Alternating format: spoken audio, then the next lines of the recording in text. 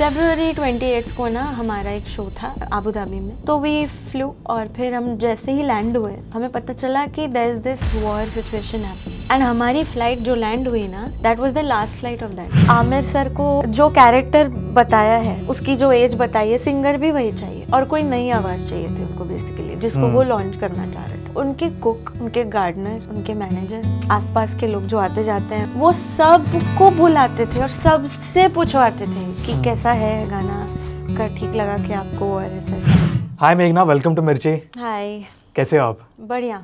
एक बार जोरदार ताले हो जाए मेघना के लिए। सबसे पहले तो कॉन्ग्रेचुलेशंस, एक दिन को इतना सारा प्यार मिल रहा है। Thank you. तो हाउस द फीलिंग, क्या चल रहा है अभी दिमाग में एग्जैक्टली? अभी तो फिलहाल एक ही दिन चल रहा है दिमाग में, क्योंकि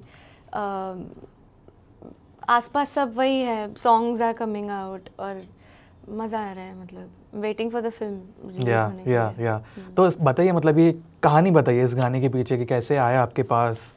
बेसिकली मुझे राम संपत सर के ऑफिस से किसी का मैसेज आया था व्हाट्सएप पे कि दिस राम संपत ऑफिस से, तो आर यू फ्री अवेलेबल इतने इतने दिन को, ये तारीख को, वॉइस टेस्ट के लिए एक था।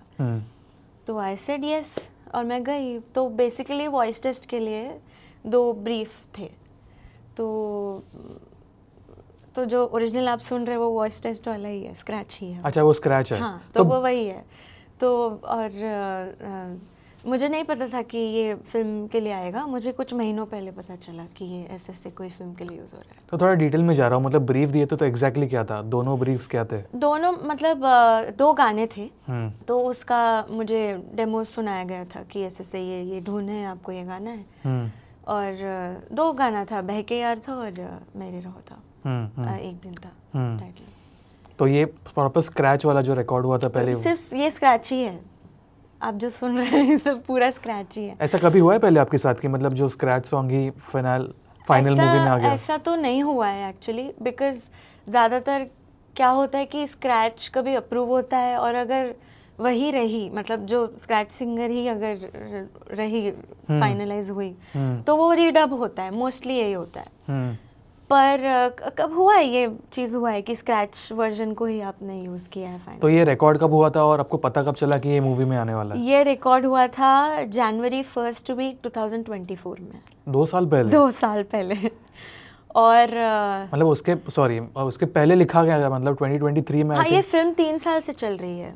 अच्छा। एज फार एज मुझे जो पता चला है, 3 साल से ये फिल्म पे काम चल रहा है और 2 साल पहले से गाने के ऊपर काम चल रहा है। तो वही 24 के जनवरी में मुझे बोला गया था कैसे, तो मैं पहली बार तभी गई थी। एक दिन जो टाइटल ट्रैक है उसकी रिकॉर्डिंग के पीछे आई थिंक कुछ इंटरेस्टिंग कहानी है। हाँ, जो मैंने सुनी है, बट आई थिंक सब लोगों को पता होनी चाहिए। तो काफी थ्रिलिंग स्टोरी आई थिंक। बहुत थ्रिलिंग है। तो बताइए क्या हुआ था एग्जैक्टली?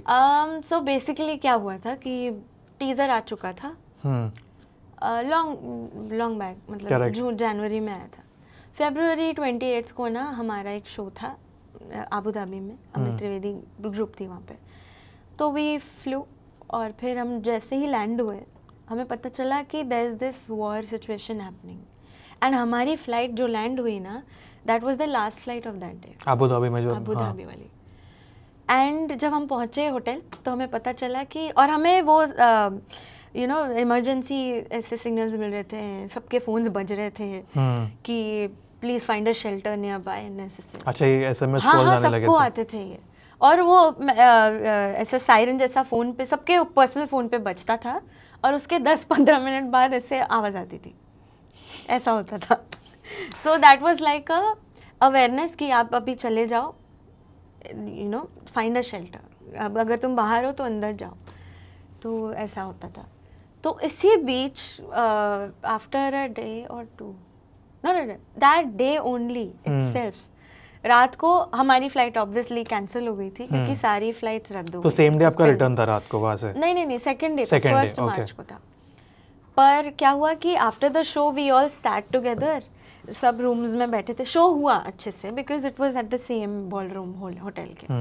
तो luckily we were lucky enough कि हमारे पास शेल्टर था, हमारे पास रूम्स थे और एक्सटेंड करने पर भी हमारे पास रूम्स थे, हमें कहीं माइग्रेट नहीं होना पड़ा। तो उसी टाइम की बात है कि हम लोग शो के बाद रात को सब एक साथ पूरी टीम सिंगर्स और सब ग्रुप में एक रूम में बैठी है और मुझे कॉल आया, मैसेज आया व्हाट्सएप पे कि, तो मैंने कहा कि यहाँ पे व्हाट्सएप कॉल्स भी नहीं लगते तो मैं फेस टाइम कॉल करती हूँ आपको। तो मैं बालकनी में गई और मैंने विशाल सर जो राम संपत सर के टीम से हैं उनका फ़ोन आया था कि ऐसे रिक्वायरमेंट है, हमें ना आपका एक दिन जो टाइटल ट्रैक आपने गाया है ना that is in another scale, और अरिजीत सर का जो वर्जन है वो इट्स इन अनदर स्केल। तो क्योंकि we want you to sing in the few lines, we want you to sing in the same scale of Arijit sir. तो पूरा गाना आपको अलग स्केल में वापस हाँ, रिकॉर्ड मतलब करना था। एक पर्टिकुलर कुछ लाइंस और पैराग्राफ थे, वो आप हमें गा के भेज सकते हो क्या? मैंने बोला सर मैं इधर हूँ अबू धाबी में और आई हैव नो आइडिया कि मैं मुंबई कब पहुँचूँगी, आई माइट टेक 2-3 डेज, कि मैं तो स्टूडियो भी नहीं आ पाती अभी, मतलब ने तो कुछ ऐसा। तो सब बहुत ही बहुत ही कंसर्न थे। उन्होंने मुझे मैसेज किया, राम सर ने मुझसे पर्सनली बात की, क्या सिचुएशन है, कैसा चल रहा है, please be back soon, please keep updating me and all this ऐसा। तो मैंने एक्चुअली क्योंकि बहुत अर्जेंट रिक्वायरमेंट थी और मुझे भेजना था, तो मैंने दूसरे दिन ही मॉर्निंग में रिकॉर्ड किया और उसको बहुत बड़ा ही जुगाड़ करके आए सेटअप, क्योंकि होटल था तो वहीं पे आपने रिकॉर्ड किया? हाँ, होटल पे। उसके वार्डरोब एरिया एक ऐसा होता है, बूथ जैसा होता है, उसमें काफ़ी वॉइस आइसोलेट हो जाता है अच्छा खासा। तो उस पे मैंने बेडशीट बिछाए मोटे मोटे नीचे, और फिर वो जो आयरन करने वाला जो फोम होता है उसको पीछे रखा, सो दैट वॉइस, मतलब इन अ वे आपने एक स्टूडियो बनाया। हाँ, अपना एक स्टूडियो बनाया था और मेरा फ़ोन का ही आईफोन रिकॉर्ड। और I don't know why I carried my laptop, मैं लैपटॉप नहीं ले जाती एक एक दिन के शोज़ के लिए नहीं ले जाती, पर क्यों मैंने लैपटॉप भी लिया और हेडफोन्स भी लिया था साथ में, क्योंकि एक मुझे काम करना था, तो आई थॉट कि थोड़ा समय मिलेगा तो मैं कर लूँगी। पर thank God that I carried it, it helped me so much. अगर वो लैपटॉप नहीं होता ना मेरे साथ तो मैं नहीं भेज पाती गाना, तो उसको एडिट करके सिंग करके सब करके मैंने भेजा। तो वो अप्रूवल के लिए अर्जेंटली चाहिए था उनको कि ऐसा ऐसा ये स्केल में ऐसा साउंड करेगा, तो दैट डेमो गॉट अप्रूव्ड। फिर मैं आई तो उसके दूसरे दिन बाद उनके स्टूडियो का रिकॉर्ड हुआ। तो काफ़ी थ्रिलिंग स्टोरी है। बहुत थ्रिलिंग, बहुत एक्साइटिंग। तो आपका मतलब आसपास आपके जो लोग थे उनका रिएक्शन क्या था जब ये गाना रिलीज़ हुआ? क्योंकि जैसे मैं बोला था कि काफ़ी एक अलग जोन में लेके जाता है ये गाना, जैसे ही म्यूज़िक भी स्टार्ट होता है, takes you to different world. तो ये मेरा फीडबैक है ये कि एक अलग ही दुनिया में लेके जाता है। तो आपके आसपास भी तो कोई लोग होंगे, फैमिली या फ्रेंड्स? मतलब फैमिली ऑफ कोर्स जो है वो मम्मी पापा बहुत खुश हुए थे, वो एल्बम जब लॉन्च हुआ था तो हम लोग बैठ के सुने। और सर का भी जब टीज़र आया था तो मैंने राम सर को मैसेज किया कि कॉन्ग्रेचुलेशंस, उनके बेस्ट विशेस। वो बहुत रिस्पॉन्सिव हैं, बहुत रिस्पॉन्स देते हैं, तो मुझे बड़ा अच्छा लगता है। उनके स्टूडियो से भी काफ़ी लोग बोले थे कि the whole team actually like this song a lot. Composition बहुत प्यारी है, तो मतलब वो बैठ जाता है दिमाग में। या male track Arijit Singh sir ने गाया, राइट। तो मतलब 2 डिफरेंट वर्जन्स और दोनों ही उतना ही कनेक्ट करते हैं। राइट। तो आपके बारे में थोड़ा मैं जानना चाहता हूँ, आपकी जर्नी कहाँ से शुरू हुई, एकदम स्टार्ट से बताइए। एकदम स्टार्ट से बोलेंगे तो फिल्म में एक मराठी फिल्म आई थी बहुत पहले, 2014 में आई थी, 12 साल पहले, पर उसका गाना रिकॉर्ड हुआ था 1-2 साल पहले। ओके। तो तब 12 में हुआ था, तो तब मैं 11-12 साल की थी। तब मेरा एक मराठी फिल्म का हुआ था, उसमें एक विट्टी दांडू करके एक फिल्म है, पेट्रियोटिक फिल्म है, अजय देवगन प्रोडक्शंस की, वन ऑफ विट्टी दांडू उनकी शुरुआत की फिल्म है। तो उसमें एक उसका भी टाइटल सॉन्ग तो था नहीं उसका कुछ, पर एक पूरा गाना था, बच्चों का गाना था। और एक वंदे मातरम टाइप गाना था, उसमें शंकर महादेवन सर, उनकी म्यूज़िक है बाय द वे। और तो संतोष मुलेकर सर थे, उन्होंने ही मुझसे कोऑर्डिनेट किया, और जब मैं रिकॉर्ड करती थी वही थे स्टूडियो में। तो 2014 के बाद 2016 में 2 साल बाद उनका फ़ोन आया, ये पूछने के लिए कि मेघना कितने साल की हुई है अभी अप्रॉक्स, क्योंकि कोई रिक्वायरमेंट है। हाँ, क्योंकि 14 से 16 साल के बीच की लड़की का रिक्वायरमेंट है। तो मम्मी ने कहा कि वो 15 की होगी कुछ महीनों में। तो उन्होंने बोला ठीक है, तो मैं आपका नंबर भेजता हूँ किसी को। तो उन्होंने भेजा, फिर वहाँ से फ़ोन आया कि मुझे मेघना की वॉइस चाहिए, तो आप व्हाट्सएप पे ऑडियो पे दे दीजिए उसकी वॉइस। तो मैंने गा के भेज दी एक ऑडियो क्लिप, और एक यूट्यूब लिंक था, गिटार पे गाना गाया था, 1 महीना पहले अपलोड किया था, तो वो लिंक भी उसी लगे हाथ भेज दिया। तो फिर उसके कुछ घंटों बाद मैसेज आया कि आप यहाँ पहुँचे इस दिन को, मीटिंग रखा है। तो हम पहुँचे। तो जब हम पहुँचे तो मुझे पता चला कि वो अमित त्रिवेदी स्टूडियो में था, और जिन्होंने हमें कांटेक्ट किया था वो उनके मैनेजर थे, आशीष नरूला भैया। तो वहाँ जाके मुझे पता चला कि आपकी वॉइस चूज़ किया है हमने, और ऐसे से एक फिल्म आ रही है अपकमिंग, आमिर खान फिल्म आ रही है, तो हम पंचगनी जाएंगे और फिर उसका मेकिंग वहाँ होगा, पूरी टीम जाएगी। फिर पंचगनी गए, फिर वहाँ पे गाने बने क्योंकि फोकस वही था, गाना मतलब वो पूरा प्रोजेक्ट के लिए पूरा वर्क ट्रिप टाइप था। तो आमिर सर भी ज्वाइन हुए 1-2 दिन बाद, तो हम लोग वहाँ पे करीब 9-10 दिन थे पंचगनी में आराम से। तो उधर ही 4 गाने वहीं पे बने, फिर उसके डेमोज रिकॉर्ड हुए, सिलेक्ट हुए, और फिर मुंबई आके रीडब हुए, उस पर रीवर्क हुआ, फिर फाइनल काम। तो इन अ वे आई थिंक सीक्रेट सुपरस्टार के बाद आपकी लाइफ चेंज हुई प्रोफेशनली। ऑफ कोर्स पूरी लाइफ चेंज। हाँ, वही है। सबसे बड़ा चेंज क्या आया सीक्रेट सुपरस्टार के बाद? चेंज इतना आया कि बेसिकली एक्सटर्नली देखा जाए तो एक बेसिक सा वही चेंज होता है कि लोग आपको जानने थोड़ा, मतलब करेक्ट, एक दायरे के लोग के अलावा भी और लोग जानने लगे आपको, और बहुत ऐसा एक्नॉलेजमेंट मिली उसके बाद, फिल्म फेयर वगैरह, i5 मुझे एक्सपीरियंस मिला बेसिकली। आई थिंक आपका फर्स्ट अवार्ड था? फर्स्ट अवार्ड था, फिल्म फेयर ही था, प्लेबैक सिंगर फीमेल का था। उसके पहले जी सिने अवार्ड्स और कुछ तो स्टार, कुछ जी सिने अवार्ड और एक था स्टार, हाँ। उसका उसमें नॉमिनेशन था, पर वो मिला नहीं था, मतलब रिसीव नहीं हुआ था।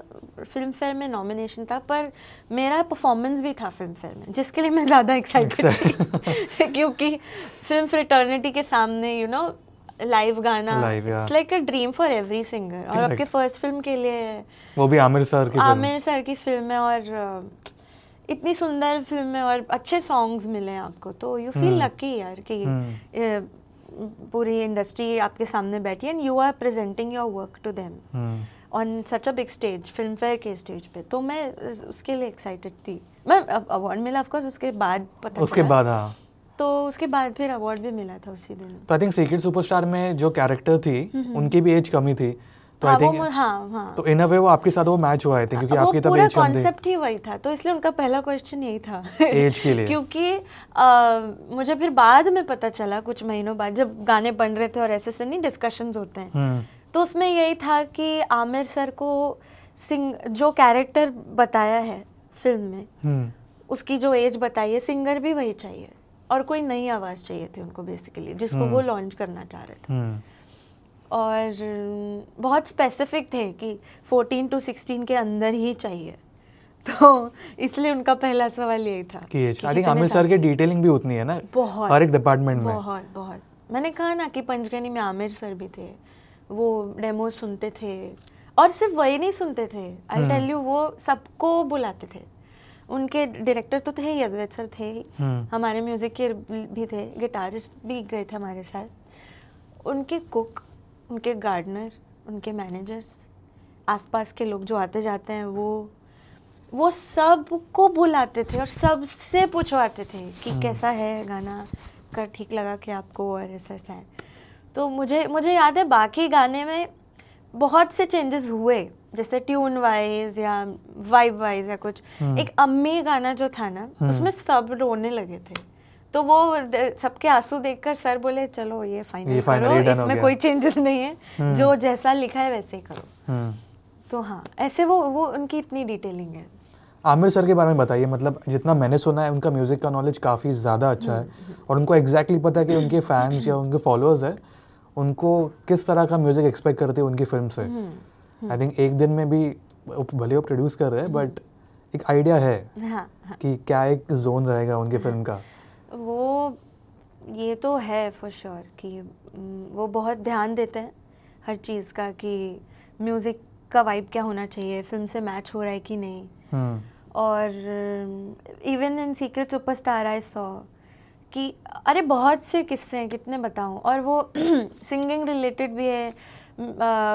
जब उसमें 2 गाने हैं जो लाइव रिकॉर्ड हुआ था, ये सीक्रेट सुपरस्टार, हाँ। सुपरस्टार में मैं कौन और नजदीप हिरा लाइव रिकॉर्ड 1 टेक रिकॉर्ड था। और ये म्यूजिशियन भी 1 टेक ही रिकॉर्ड की थी।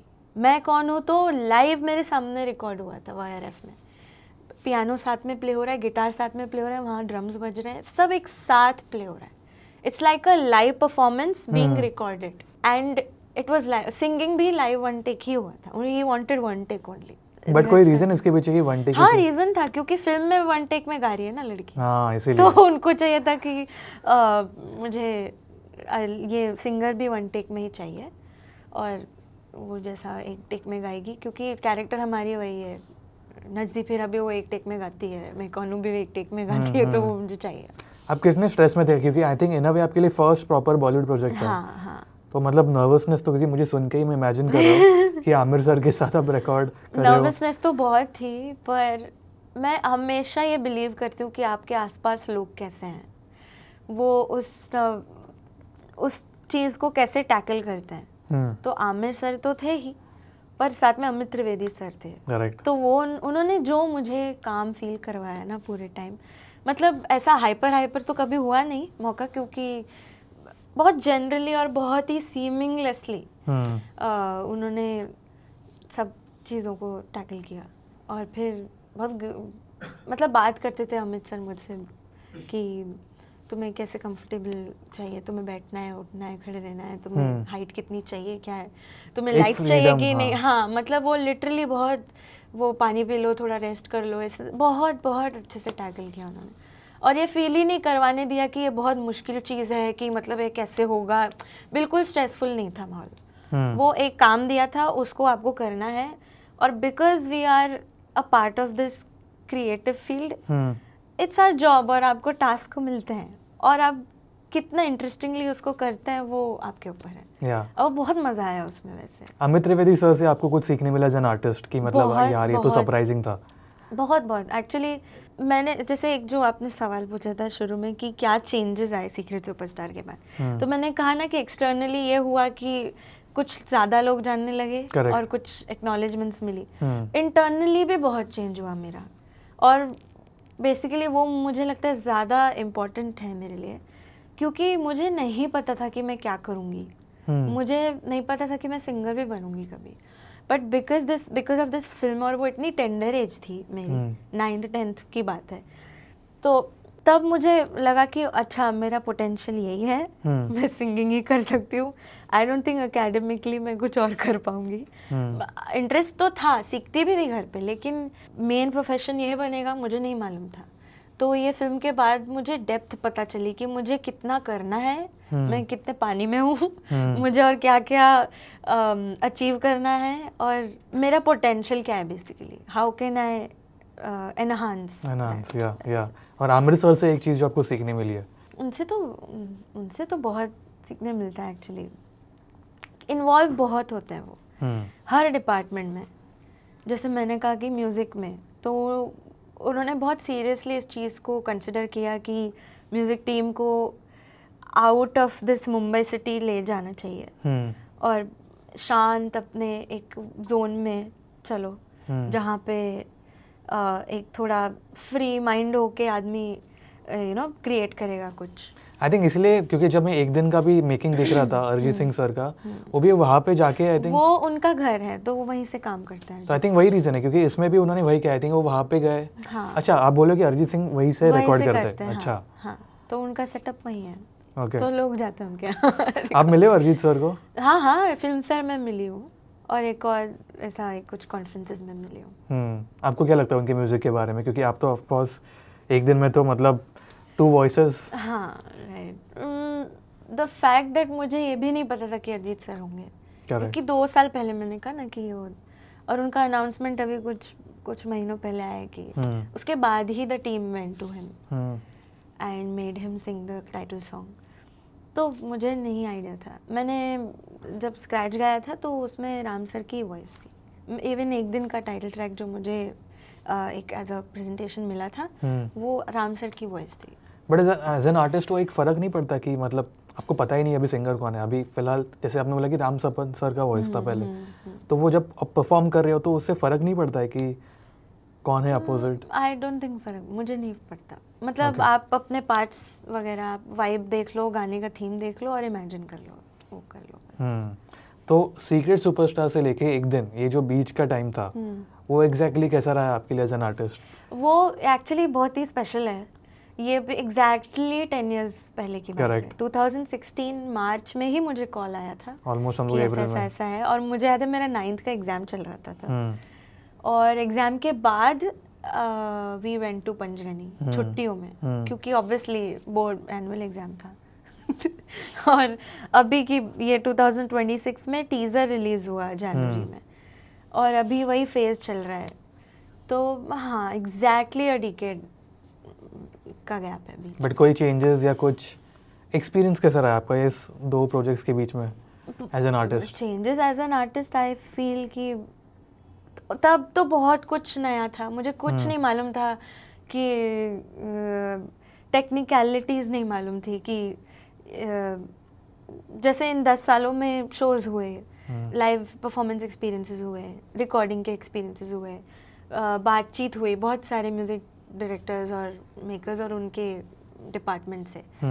तो मुझे वो आइडिया की बात है, वो एक नॉलेज की बात है। थोड़ा ये इन 10 सालों में मैं थोड़ा नॉलेज गेन कर पाई हूँ। उस समय तो मैं एकदम नहीं थी, बट कोई एकदम रॉ था उस समय। कोई चैलेंजेस फेस करने पड़े आपको as an artist? Anything personally, professionally, particular phase पे कि हाँ मतलब ये सीक्रेट सुपरस्टार से लेके एक दिन के बीच ये पूरा जो टाइम गैप है 10 साल का? चैलेंजेस एज इन एक गैप तो है लंबा, टिकेट मतलब 10 साल की बात होती है, थोड़ा गैप तो है जिस बीच में 2-3 प्रोजेक्ट्स किए, अरिजीत सर के साथ किया एक पगलेट फिल्म, लॉकडाउन में 2-3 चीज़ हुई और कुछ रीजनल चीज़ें प्रोजेक्ट्स भी किए, बंगाली सॉन्ग किया और हाँ स्क्रैचेस गाए, म्यूज़िक डायरेक्टर्स के यहाँ ऐसे डेमोज गाए थे एक्सपीरियंस लेने के लिए बस। तो आई थिंक वो गैप थोड़ा लंबा मुझे लगता है, पर आई थिंक वो नेसेसरी भी था क्योंकि फिर मुझे वो मौका मिला कि थोड़ा और नॉलेज लेकर अच्छे से प्रेजेंट होना ही इज़ ऑलवेज बेटर। या अभी ना बहुत सारे डिस्कशंस होते हैं कि सोशल मीडिया पे और बहुत सारे आर्टिस्ट को पूछा जाता है कि अभी क्योंकि अटेंशन स्पैन कम हो गया है, रील्स ही चल रहे हैं, तो एज एन आर्टिस्ट या इंडस्ट्री पे भी इसका एक इफेक्ट हुआ है कहीं ना कहीं म्यूजिक को लेके? हुआ तो है, जैसे जो जैसे टेक्निकल चीज़ें, जैसे उसकी थोड़ी क्रोनोलॉजी सॉन्ग की थोड़ी सी चेंज हुई है क्योंकि पीपल आर वो अभी जैसे रील का जो अभी फेज चालू है जिसमें सिर्फ 30 to 90 सेकंड्स का ही स्वीट स्पॉट बोलते हैं। तो आप क्या ऐसा म्यूजिक बनाए या क्या ऐसा चीज़ आप क्रिएट करें जो फर्स्ट 5 सेकंड्स में ही ग्रैब करे टेंशन और वो 5 सेकंड के बाद जो व्यूअर है या ऑडियंस है वो टिके अगले 30 सेकंड तक। तो आपको वो करना है। आप अभी धीरे धीरे गाने का थीम बना माहौल नहीं बना सकते क्योंकि वो पेशेंस भी अभी उतना ही लिमिटेड हो गया है। Back then as an like even Secret Superstar के समय टाइम लाइक देते थे लोग, थोड़ा इंट्रो म्यूजिक देते थे, थोड़ा सा माहौल बनाते थे, बट अभी क्या है, अभी राइट विद इन 10 सेकेंड्स में एक पहला लाइन दूसरा लाइन शुरू हो जाता है क्योंकि वो रिक्वायरमेंट भी है। आप अगर वो नहीं करेंगे तो आपकी चीज़ नहीं पहुंचेगी। तो you are bound to go according to what the phase is, you know things require. कल मैं मतलब हमारी टीम से बात कर रहा था म्यूजिक प्रोड्यूसर से, तो एक नई फिल्म है बिना नाम लिए और उसका गाना अभी रिसेंटली आया है। तो जैसे ही उन्होंने सुना उन्होंने बोला कि AI बहुत यूज़ हुआ है। एज ऑडियंस हमें समझ नहीं आता बट जो स्पेसिफिकली म्यूजिक पे काम करते हैं उनको समझ आता है। हाँ.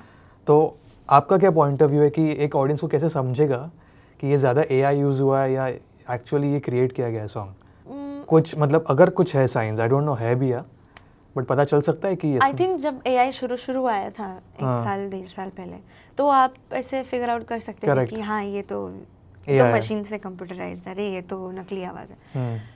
पर अभी क्या है, अभी तो धीरे धीरे एआई इतना रियलिस्टिक हो रहा है कि आपको 2-3 जगह कंफर्म करना पड़ेगा कि क्या ये सच में है फैक्ट कि नहीं।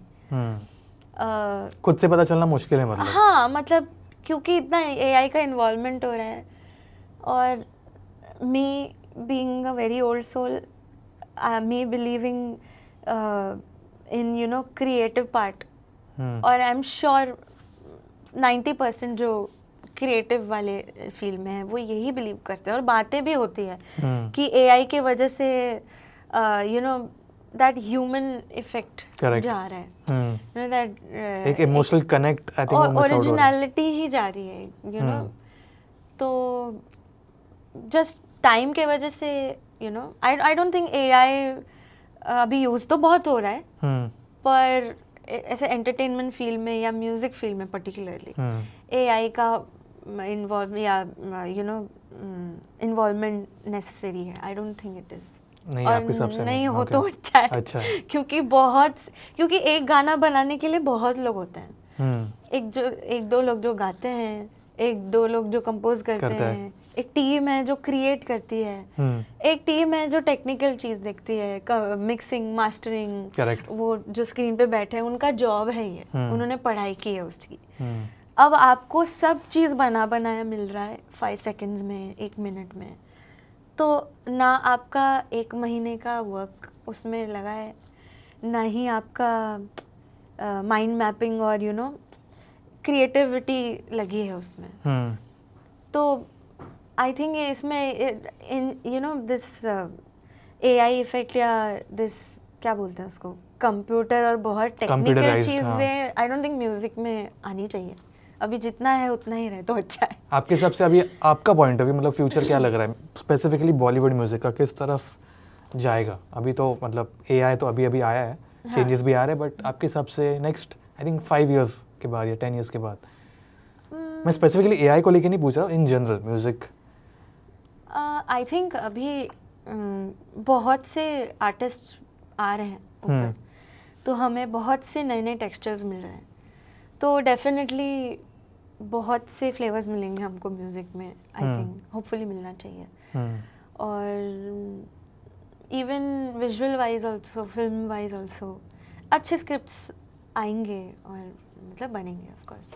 ओके, तो मतलब अच्छा ही होगा आई थिंक 10 इयर्स ऐसा, क्योंकि बीच में एक ऐसा फेज था ना जहाँ पे एक ही चीज़ यू नो बार सब सेम लग रहा था, and may be because of the phase, I don't know, लोग उसको फील नहीं कर पा रहे थे, ऑडियंस उसमें कनेक्ट नहीं कर पा रही थी।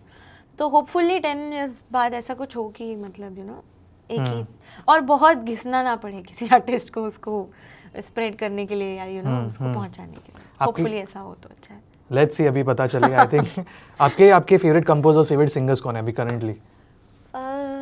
अरे यार बहुत कॉमन है, AR सर हैं एक तो, उनकी मुझे आइडियोलॉजी बहुत अच्छी लगती है। AR सर से मुझे याद आया, अभी रामायण का टीजर आया है, मतलब जितना आपने साउंड सुना है टीजर, क्या लग रहा है आपको एज एन आर्टिस्ट? बहुत अच्छा है, आई लव्ड इट। मतलब वो एक ग्रैंड फेस तो चाहिए उसके लिए। I loved the music vibe and एक हिंट लग रहा है कि वो नेक्स्ट लेवल ही लेके गए। हाँ, बिल्कुल दैट वो थोड़ा भराव नहीं था उसके लिए। ओके, तो AR सर आपके लिए फर्स्ट? AR सर हो गए, और बहुत से हैं, क्या बताऊँ। राम सर एक्चुअली थे वन ऑफ द लिस्ट। मैं सच बताऊँ तो मैं कुछ साल पहले से वो सत्यमेव जयते के सॉन्ग सुनती थी, और मुझे अच्छा लगता था वो। और पता नहीं क्या इंट्यूशन होता है या क्या होता है कि इवन बिफोर सीक्रेट सुपरस्टार हमारे घर में बात होती थी कि यार आमिर खान के साथ कुछ करना है लाइफ में, एक बार उनको देखना है, मिलना है एक बार, क्योंकि मम्मी पापा भी कहते हैं, क्योंकि उनके फेवरेट आर्टिस्ट थे वो, as an actor also, as a maker also, और उनके जो कॉन्सेप्ट होते थे फिल्म्स के वो काफ़ी अच्छे लगते थे। तो उस पे दे यूज्ड टू से कि यार मिलना है एक बार, देखते हैं। पर फिर मैनिफेस्टेशन इतना ज़्यादा हो गया कि this is the second time I am working with him, and the fact that, और एक चीज़ है कि राम सर सेड दैट, और मुझे पता चला कि Aamir sir suggested my name to him. Oh, this मतलब film. ये भी है कि उनको 10 साल बाद भी याद रहा. याद रहा, तो कितना ग्रेटफुल चीज़ है ये, मतलब you know. क्योंकि इतने सारे आर्टिस्ट है, मतलब 10 सालों में तो और डबल हुए हैं, Yes. बट स्टिल उनको याद है। तो एक है साथ, दो दो दो हो हुए गए। ना? तीसरा एक्चुअली तो बहुत है, हम्म, पर मुझे प्रीतम दादा का भी म्यूजिक बहुत अच्छा लगता है। उनके भी सॉन्ग्स काफ़ी कलरफुल है। कलरफुल है। Okay, and singers, singers male female कोई भी? अरे कितने सारे, सुनिधि मैम, अरिजीत सर, और बहुत से जो आ रहे हैं ना नए नए टेक्सचर्स, उनका मेरे को बहुत अच्छा लगता ओके, और आपकी ऐसी कोई विश लिस्ट है जिनके लिए आपको अभी आगे सॉन्ग्स गाने हैं, मतलब एक्टर एक्ट्रेस या कोई किसी फिल्म के लिए? है। मुझे एक्चुअली म्यूज़िक डायरेक्टर्स से उनके साथ काम करना है, और अच्छे कॉम्पोजिशंस का पार्ट बनना है, बस। So thank you so much, काफ़ी अच्छा लगा आपसे बात करके, काफ़ी बहुत ज़्यादा नॉलेज मिला है। आई थिंक सीक्रेट सुपरस्टार के बारे में भी काफ़ी ज़्यादा अननोन फैक्ट्स थे, आई थिंक जो फैंस को पता नहीं अब तक। Thanks to you and congratulations again, बहुत सारा प्यार मिल रहा है और ऐसे ही आपको प्यार मिलते रहेगा। बट जाने से पहले एनी मैसेज जो आपको बोलना है, anything you want to say to the audience, anything? I would like to say everyone thank you so much for already इतने बहुत पॉजिटिव और बहुत ही लवली रिस्पॉन्सेज आ रहे हैं। I am grateful, thankful always. और आप प्लीज़ चाहिए फिल्म देखिए, सॉन्ग्स सुनिए, share it with your people, share it with your favourite ones, and even I am very excited to watch the film, so yeah looking forward to it. Perfect. Thank you so much and all the best. Thank you so much.